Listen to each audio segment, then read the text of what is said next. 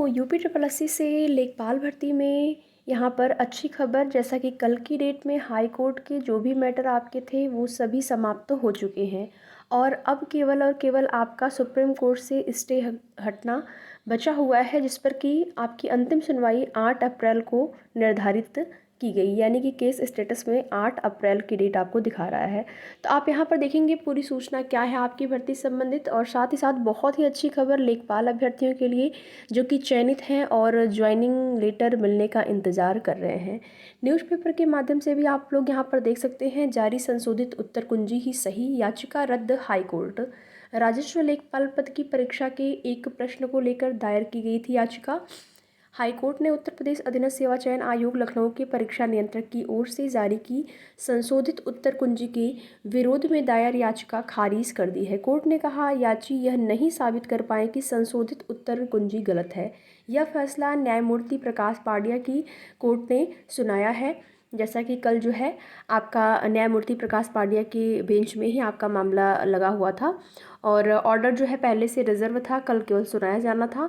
तो मामले के अनुसार याची मुकेश कुमार ने पीईटी 2021 की परीक्षा पास की, जिसके बाद उसे राजस्व लेखपाल पद की मुख्य परीक्षा में बैठने का मौका मिला। मुख्य परीक्षा में याची को बुकलेट बी दी गई थी। परीक्षा के बाद परीक्षा नियंत्रक की ओर से 7 सितंबर यहाँ पर 2022 को संशोधित उत्तर कुंजी जारी की गई। इस पर याची ने प्रश्न संख्या 10 के उत्तर पर आपत्ति करते हुए याचिका दायर की और याची के वकील ने राजस्थान राज्य पुस्तक मंडल जयपुर के एक प्रकाशन पर भरोसा करते हुए उत्तर डी को सही बताया। संशोधित उत्तर कुंजी के विकल्प बी को सही बताने को गलत करार दिया और आयोग के अधिवक्ता सिद्धार्थ सिंघल ने बताया कि अभ्यर्थी से आपत्तियां आमंत्रित करने के बाद गठित विशेषज्ञ समिति ने विकल्प बी को सही उत्तर पाया और सर्वोच्च न्यायालय की ओर से भी माना गया कि विशेषज्ञ समिति की जो है वही मामले को देखते हैं, कोर्ट को ऐसे मामले में हस्तक्षेप नहीं करना चाहिए।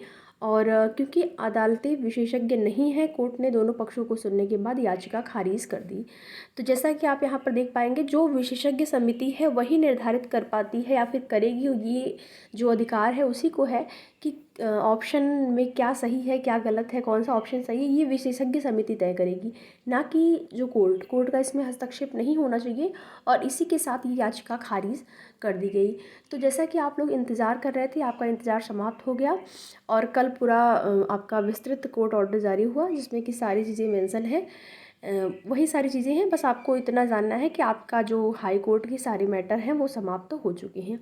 अब जो है आपकी 5 तारीख यानी कि 5 अप्रैल को एक सोलर वाले प्रश्न पर सुप्रीम कोर्ट में सुनवाई होने वाली है। 8 तारीख को अंतिम सुनवाई स्टे हटने को लेकर है। अब आगे जो अभ्यर्थियों की रणनीति है, जो अभ्यर्थियों ने बनाई थी कि 1 अप्रैल को जैसे ही सुनवाई होती है मामला खारिज होता है, उसके बाद देखिए एक बात आप लोगों से कहना चाहेंगे उससे पहले कि आप लोग बिल्कुल पॉजिटिव रहिए, क्योंकि जब जैसे ही आपकी भर्ती कोर्ट में फंसी या फिर स्टे लगा, उसके बाद तमाम ऐसे अभ्यर्थियों के कमेंट आ रहे थे कि अब कुछ नहीं होगा, अब कुछ नहीं होगा इस भर्ती का। तो देखिए आपने देखा ना, हुआ तो आगे भी होगा। जैसे आपका हाई कोर्ट से जो है सारे के सारे पेंडिंग मामले निस्तारित हुए, उसी प्रकार से सुप्रीम कोर्ट के से भी आपका स्टे हटेगा। ठीक है, तो बस आपको पॉजिटिव रहना है और अपने स्तर से अगर आप कुछ प्रयास कर सकते हैं तो वो भी आप कर सकते हैं। जैसे कि आप आयोग जा सकते हैं, आयोग के सचिव सर से ये कह सकते हैं, उनसे ये निवेदन कर सकते हैं कि सुप्रीम कोर्ट में अर्जेंसी लगा दें। 8 तारीख को सुनवाई होने वाली है, तो 5 वाला सोलर वाला जैसे ही सुनवाई होता है 6 को ही लगा दें। इस तरीके से आप निवेदन कर सकते हैं, क्योंकि अभी आचार संहिता लगी है और आप धरना प्रदर्शन वगैरह कुछ कर नहीं सकते हैं। तो आपके पास ये एक विकल्प है, आप ये सारी ऐसे आप कर सकते हैं। बाकी धरना प्रदर्शन तो है नहीं कि आप स्टे हटाने के लिए आप आयोग जाएंगे या फिर विभाग जाके धरना प्रदर्शन करेंगे। तो ये एकमात्र विकल्प है जिसमें कि आपको सफलता मिल सकती है। अर्जेंसी अगर लगा दिया जाए तो 8 से पहले भी मामला निस्तारित होगा। बस यहाँ पर सबसे ज़्यादा ज़रूरी है स्टे हटना। स्टे एक बार हट जाता है, फिर उसके बाद ज्वाइनिंग में अगर मान लीजिए ये लोग 10 दिन 20 दिन लेट भी करते हैं तो फिर कोई दिक्कत नहीं होगी। ये तो होगा ना कि अब कोई रोक नहीं है भर्ती पर। तो यही सारी चीज़ें हैं। बाकी कुछ अन्य न्यूज़पेपर संबंधित अपडेट के लिए अगर आप चाहें तो वीडियो में लास्ट तक बने रह सकते हैं, वो आपकी इच्छा पर डिपेंड करता है। यहाँ पर देखेंगे उत्तर प्रदेश लोक सेवा आयोग RO ARO पेपर लीक के बाद करने जा रहा बदलाव, यूपी बोर्ड की तरह परीक्षा की लाइव स्ट्रीमिंग पर मंथन। वित्त विहीन स्कूलों में नहीं होगी भर्ती परीक्षाएं। और यहाँ पर आप देखेंगे आरओ पेपर लीक के मैटर के बाद जो भी व्यवस्थाओं में बदलाव हो रहे हैं उसको लेकर परीक्षा कक्ष में ही सील होगी ओएमआर सीट। यूपी बोर्ड की तरह सीसीटीवी से करेंगे निगरानी। और आप यहाँ पर देख पाएंगे सेक्टर मजिस्ट्रेट के सामने ही खोले जाएंगे परीक्षा के प्रश्न पत्र। एक ही परीक्षा के प्रश्न पत्र अलग अलग 2 प्रेस में छपवाने की तैयारी। तो बाकी आप ये न्यूज़पेपर सब कुछ देख लीजिएगा।